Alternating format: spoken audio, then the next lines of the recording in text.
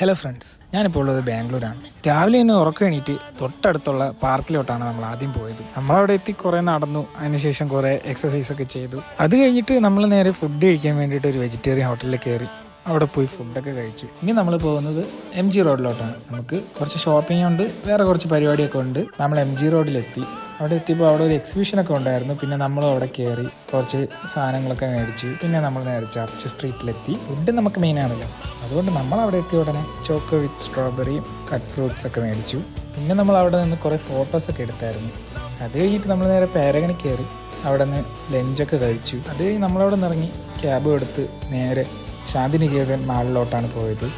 അവിടെ ഒരു പ്രോഗ്രാം ഉണ്ടായിരുന്നു. നല്ല മഴയായിരുന്നു അവിടെ എത്തിയപ്പോഴേക്കും. പ്രോഗ്രാം തുടങ്ങിയപ്പോൾ മഴയൊക്കെ മാറി. ഓപ്പൺ സ്റ്റേജിലായിരുന്നു പ്രോഗ്രാം. സിംഗർ സൂരജ് സന്തോഷിൻ്റെ പ്രോഗ്രാം ആയിരുന്നു അവിടെ. പ്രോഗ്രാമൊക്കെ കഴിഞ്ഞ് നമ്മൾ അവിടെ നിന്ന് ഇറങ്ങി. അപ്പോൾ ഇന്നത്തേക്ക് അത്രയേ ഉള്ളൂ.